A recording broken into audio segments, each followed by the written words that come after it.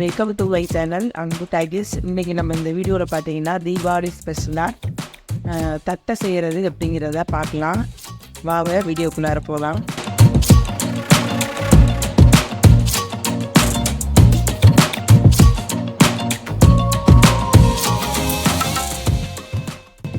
அதுக்கு முதல்ல நம்ம இட்லி அரிசி ஒரு 2 கால்படி எடுத்து ஊற வச்சுருக்கேன். 3 மணி நேரம் இதை ஊற வச்சிடணும்.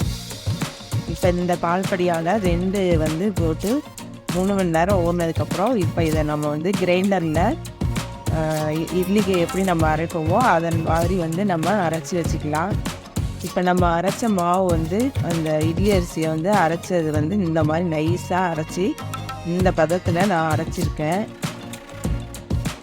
இப்போ இதுக்கு மேலே நம்ம என்னென்ன போடணுங்கிறத பார்க்கலாம். இந்த மாவுலேயே நான் உப்பு தேவையான அளவு போட்டுக்கிட்டேன்.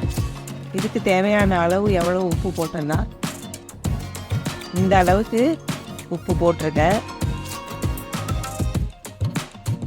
பொட்டுக்கடலையை நைஸாக அரைச்சி நல்லா மிக்சியில் பொடி பண்ணி சளிச்சதுக்கப்புறம் பார்த்திங்கன்னா இந்த அளவுக்கு இருக்குது.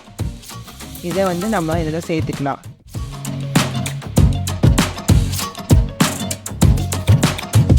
அதுக்கப்புறம் பார்த்திங்கன்னா பாசி பருப்பும் கடலை பருப்பும் ஒரு ஸ்பூன் எடுத்து ஊற வச்சு 2 மணி நேரம் நல்லா முன்னாடியே ஊற வச்சிடணும். அதுதான் இதை நல்லா தண்ணியை வடித்ததுக்கப்புறம் இதெல்லாம் நம்ம சேர்த்துக்கலாம்.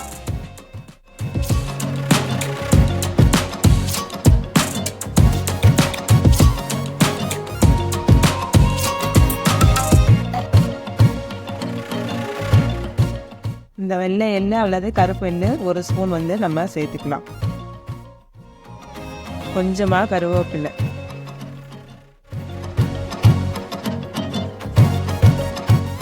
காரத்துக்கு ஒரு 1/2 ஸ்பூன் தனி மிளகாத்தூள், கொஞ்சமாக பட்டர் எடுத்து சூடு பண்ணி ஊற்றிக்கலாம். இப்போ நம்ம சூடு பண்ணதை இதில் ஊற்றிக்கலாம். கொஞ்சம் பெருங்காயம் பொடி நல்லா பிசைஞ்சிக்கலாம்.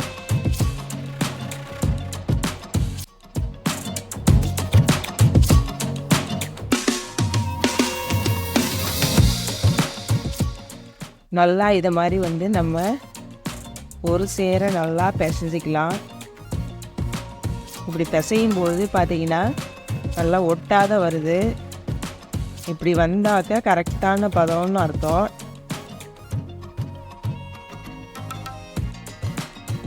எந்த அளவுக்கு நமக்கு ரவுண்ட் ஷேப் வரணுமோ அந்த அளவுக்கு நம்ம உருண்டி ஒரு பிளேட்டில் வச்சுட்டு தட்டி போடலாம். இப்போ பாருங்கள், இந்த மாதிரி நல்லா நைஸாக இருக்குது, சாஃப்டாகவும் இருக்குது. இப்போ நம்ம இதை ஒரு தட்டில் உருண்டி வச்சுக்கலாம். உருண்டி வச்சுட்டோன்னா கொஞ்சம் ஈஸியாக உடனடியாக செய்யலாம். வானலில் எண்ணெயில் உடனடியாக பொரிச்சு எடுக்கிறதுக்கு வசதியாக இருக்கும். இப்போ நம்ம தட்டில் உருண்டி வச்சுக்கலாம். இப்போ நம்ம இந்த உருட்டி வச்ச உருண்டைகளை இந்த மாதிரி எண்ணெயை தொட்டு வாழை எண்ணெயிலையோ பிளாஸ்டிக் கவர்லையோ நம்ம இந்த மாதிரி 2 சைடும் எண்ணெயை தடவி நம்ம இதை அமுக்கி ப்ரெஸ் பண்ணி காட்டன் துணியில் போட்டுட்டோம்னா உடனே நம்ம எடுத்து போட வசதியாக இருக்கும். ஏன்னா எல்லாத்தையும் ஒரே தடவையில் போடணுன்னா ஸ்பீடாக செய்ய முடியாதுங்கிறதுனால நம்ம இந்த மாதிரி காட்டன் துணியில் அமைக்கி நம்ம போட்டு வச்சுக்கலாம். அதுக்கப்புறம் நம்ம எண்ணெயில் வறுத்து எடுத்துக்கலாம். இப்போ பாருங்கள், இதை மாதிரி நம்ம எப்படி செய்யலான்னு பார்க்கலாம். ஒரு உருண்டை எடுத்து இதை மாதிரி வேணுங்கிற சைஸில் நம்ம ப்ரெஸ் பண்ணிக்கலாம்.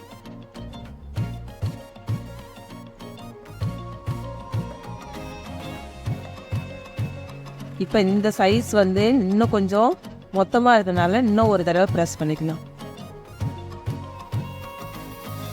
ரொம்ப அதிகமான மெலிசாக எடுத்திங்கன்னா எடுக்க முடியாது. வச்சு இப்படி ப்ரெஸ் பண்ணிக்கிட்டு இந்த ஷேப் ஓகேன்னா நம்ம அப்படியே போடலாம். எடுத்து இன்னும் நமக்கு ரவுண்டு அழகாக இருக்கணும்னா இந்த மாதிரி ஒரு மூடியை வச்சு கட் பண்ணிக்கலாம். இந்த மாதிரி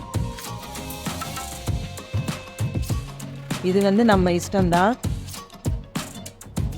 இப்போ பாருங்கள், இந்த மாதிரி இந்த ஷேப் நமக்கு கிடைக்கும். இதை மாதிரி எல்லாத்தையும் நம்ம ஈவனாக எடுத்து ப்ரிப்பேர் பண்ணிக்கலாம்.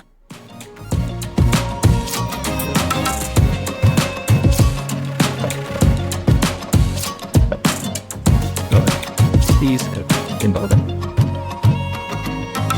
Cheese.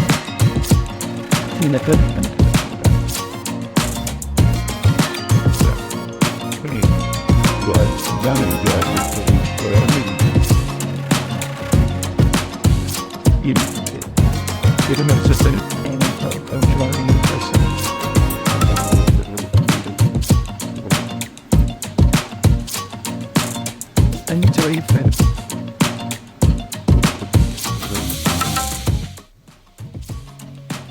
பொரிக்கும் பொழுது பார்த்தீங்கன்னா நல்லா மீடியமில் எண்ணெயை வந்து வச்சுக்கணும். எப்போதும் ஹையில் இருந்துன்னா நல்லா கறி போன மாதிரி ஆகிடும். அதனால் நம்ம மீடியம் சைஸில் வச்சு இதை வந்து நம்ம கொஞ்சம் முன்னாடியே வந்து எடுத்துடணும். ஏன்னா வந்து சிவப்பாயிடுச்சுன்னா அதுக்கப்புறம் பார்த்திங்கன்னா ரொம்ப கருப்பாயிடும். இப்போ ஓரளவுக்கு வந்து எண்ணெய் வந்து நல்லா பாருங்கள் நுரை வந்து அடங்கிடுச்சு.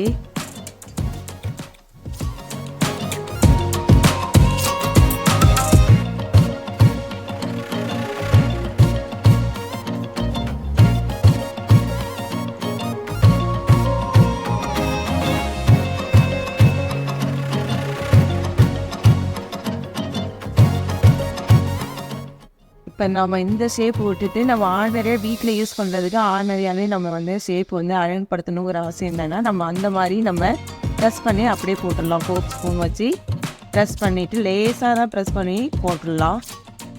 இப்போ பாருங்கள் இந்த மாதிரி ஷேப்பில் செஞ்சது வந்து செஞ்சு எடுத்தாச்சு. இதுதாங்க வந்து அரிசி மாவு தட்டை. இப்போ இது ஆறுனதுக்கப்புறம் பார்த்தீங்கன்னா நல்லா வந்து கலர் வந்து மாறிடும். எப்போ இருந்தாலும் உங்களுக்கு இது சூடாக இருக்கும்போது கொஞ்சம் நவுத்து போட மாதிரி தான் இருக்கும். ஆனால் வந்து எண்ணெயில் வந்து நுரை அடங்கினதுக்கப்புறம் தான் நம்ம எடுக்கணும். அப்போ தான் ஃபுல்லாக வெந்திருக்குன்னு அர்த்தம். இதே மாதிரி நான் ஃபுல்லாக செய்யாமல் எனக்கு கையில் ரொம்ப ஈஸியாக தட்டுறதுக்கு வசதியாக இருந்தனால நான் இந்த மாதிரியே எடுத்துக்கிட்டேன். இப்போ பாருங்க இதை மாதிரி சைஸில் நான் செஞ்சுக்கிட்டேன். அவசரமாக செய்கிறப்ப அந்த மாதிரி ஷேப் வந்து அதிகமாக வந்து என்னால் செய்ய முடியல. நான் தனியாக செய்கிறதுனால இந்த மாதிரி பண்ணுது. நல்லா பொறுன்னு இருக்குது. இந்த ஷேப் வேணாலும் இந்த ஷேப் வேணாலும் மாவு ஒன்று தான். நீங்களும் இதை மாதிரி செஞ்சு பாருங்கள். எப்படி இருக்குங்கிறத கமெண்ட் பண்ணுங்கள். தேங்க்யூ.